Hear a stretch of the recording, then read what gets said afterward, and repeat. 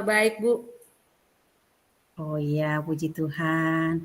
Bagaimana keadaan di sana, Bu? Apakah kondisinya aman di sana untuk berbincang-bincang, Bu? Apa suara saya jelas terdengar, Bu? Kondisi di sini sangat baik, Bu, dan suara Ibu sangat jelas, sangat bersemangat, dan sangat penuh energi, Bu. Oh iya, terima kasih, Bu. Baik, Bu. Langsung kita mulai saja ya, Bu ya. Oke, silahkan, Bu. Oke, baik. Uh, Ibu, saya dengar-dengar Ibu mau membicarakan sesuatu hal dengan saya. Kira-kira apa yang mau kita bicarakan, Bu, pada saat ini? Tentang apa, Bu? Saya memiliki siswa yang pasif di kelas, Bu. Oh, begitu ya, Bu ya. Memiliki siswa yang pasif di kelas. Bagaimana Iya. perasaan Ibu saat melihat murid-murid yang pasif di kelas gitu, Bu? Tentunya perasaan saya sebagai guru, saya bertanya-tanya, Bu. Iya, Kenapa Bu. ya dia tidak antusias? Kenapa ya dia itu sepertinya sangat diam, berbeda dari kawannya? Tentunya saya dari penglihatan saya itu saya jadi sedih, Bu. Kenapa dia tidak semangat? Jadi dari perasaan sedih itu saya takut dia jadi tidak bisa menerima pembelajaran dari saya dan yang pastinya dia akan tertinggal dari temannya. Begitu, Bu. Oh, begitu, Bu. Ya, ya, wajar saja memang ya, Bu ya. Tapi kira-kira menurut Ibu, apa saja faktor yang menyebabkan murid tersebut pasif di kelas begitu, Bu? Ada beberapa faktor, Bu, yang mempengaruhinya sehingga murid saya ini pasif di kelas. Salah satunya adalah murid saya ini terlalu banyak bermain. Jadi Hmm. dia terlalu banyak bermain sehingga ketika dia di dalam kelas itu yang ada di pikirannya itu lebih banyak ke permainan yang akan nanti dia permainkan ketika dia sudah di rumah. Juga ada faktor yang lain yaitu dia itu merasa kurang pintar. Dan merasa kurang pintar ini adalah salah satu rasa ketidakpercaya diriannya terhadap dirinya sendiri. Nah, sehingga itu akan menimbulkan kemungkinan bahwa dia akan kurang tertarik dengan pembelajaran yang materi pelajaran yang ada di kelas, Bu. Oh, begitu, Bu ya. Iya. Kira-kira apakah Ibu pernah mendengar informasi ya, Bu ya, bagaimana kondisi belajar murid Ibu itu di rumah? Pernah nggak Ibu mendengar informasi bagaimana kondisi belajar murid di rumah? Iya, Bu, pernah, Bu. Jadi memang kondisi belajar si murid saya ini di rumah, yaitu tadi orang tuanya adalah termasuk orang tua yang sibuk, tetapi juga menyediakan fasilitas untuk dia bermain itu. Jadi dia bebas mengakses game online di rumah tanpa ada batasan waktu karena kurangnya pengawasan dari orang tua tadi. Sehingga karena kebanyakan dia bermain game itu berkurang waktu untuk belajar. Jadi dia lebih suka bermain game daripada suka belajar. Begitu, Bu. Iya, Bu ya. Saya simak dari pernyataan Ibu, Ibu sudah sangat paham sekali dengan permasalahan yang sedang Ibu hadapi saat ini. Nah, apa Iya. yang dapat Ibu lakukan untuk membantu murid tersebut agar lebih aktif di kelas begitu, Bu? Eh, rencana saya, Bu, saya akan mengajak murid saya ini berpartisipasi aktif dalam pembelajaran saya. Saya akan selalu berusaha berinteraksi dengan dia lebih banyak. Dengan misalnya ketika ada tugas-tugas saya akan selalu menanyakan dia.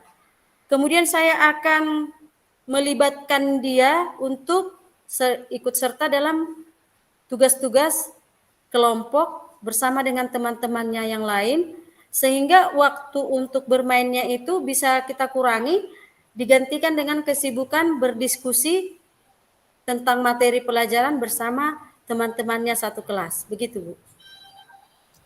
Oh iya Bu ya. Baiklah Bu. Kira-kira bagaimana cara Ibu untuk mengkoordinasikan dengan orang tua murid tersebut? Kira-kira bagaimana Bu? Saya akan menjadwalkan pertemuan rutin bersama murid saya itu, Bu. Di pertemuan rutin itu, misalnya saya akan memanggilnya sekali 2 hari, bicara 4 mata untuk membahas tentang perkembangan belajar murid saya itu, Bu. Baik Bu. Dari pernyataan Ibu ini saya kira Ibu sudah sangat bagus untuk memahami masalah yang sedang Ibu hadapi.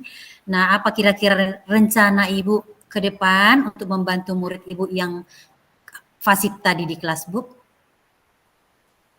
Rencana saya, Bu, saya akan dari pertemuan rutin tadi yang sudah saya rencanakan itu, saya pastinya akan berbicara 4 mata, Bu.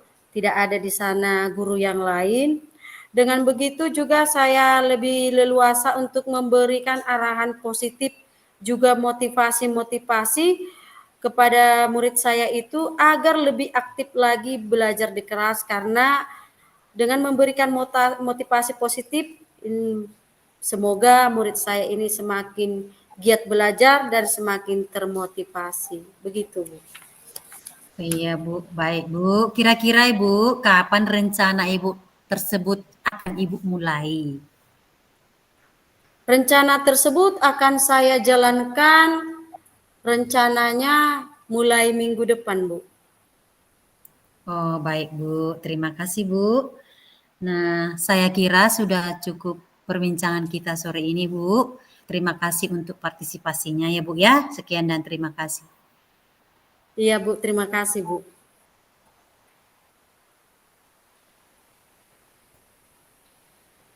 Oke, sepertinya kita merefleksikan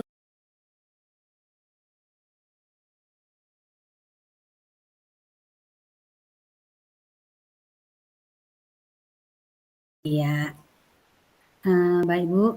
Apa pertanyaan saya, apa yang Ibu dapatkan dari coaching kita saat ini? Apa yang Ibu dapatkan kira-kira? Oke, terima kasih Bu atas pertanyaannya.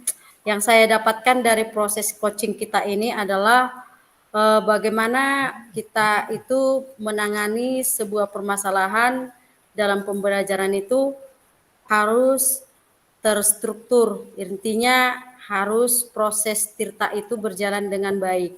Dan itu sangat memotivasi saya untuk lebih banyak belajar lagi agar dapat menjadi seorang guru yang lebih baik. Gitu, Bu. Iya, Bu. Terima kasih, Bu. Pertanyaan selanjutnya, kira-kira menurut Ibu apa kekurangan dari percakapan kita pada saat ini, Bu? Kira-kira yang kurang begitu, Bu? Iya, terima kasih, Bu.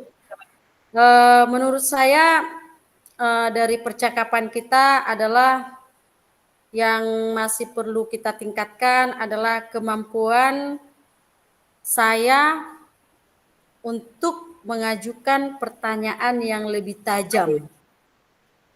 Sehingga pertanyaan yang lebih tajam itu lebih mampu menggali jawaban yang lebih jelas, yang lebih kritis atau yang lebih dalam dari si kuci. Dan itu yang menurut saya yang kurang dalam saya, Pak, saya Ibu. Baik, Bu. Terus yang sudah kita pahami kira-kira dari pembicaraan kita ini menurut Ibu, adakah yang sudah mantap gitu dari pembicaraan kita ini? Dari proses coaching kita ini Bu, adakah kira-kira yang sudah mantap atau yang sudah bagus itu Bu menurut Ibu? Iya Bu, ada Bu. Yang sudah berjalan dengan bagus adalah di mana percakapan kita ini adalah sangat terbuka, berbagi pengalaman, berbagi tentang pemahaman dan pemikiran. Kemudian saya juga cukup mampu mendengarkan dan memahami apa yang Ibu jelaskan. Terima kasih, Bu. Terima kasih Bu. Terus pertanyaan yang terakhir ini Bu ya. Iya, Bu. Bagaimana perasaan Ibu saat coaching sama saya. Tentunya Gimana Bu, perasaan? saya merasa senang dan gembira Bu. Saya merasa senang dan gembira dapat melakukan coaching ini bersama dengan Ibu. Saya juga merasa gembira di mana saya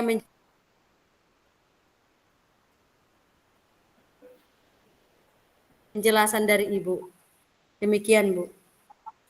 Iya baik Bu, terima kasih. Cukup sekian pertanyaan dari saya untuk merefleksikan proses coaching kita ini Bu. Terima kasih. Terima Untuk kasih. segala, jika ada perkataan saya yang kurang, dimaafkan ya Bu. Iya Ibu, jika ada jarum yang patah jangan disimpan di dalam peti.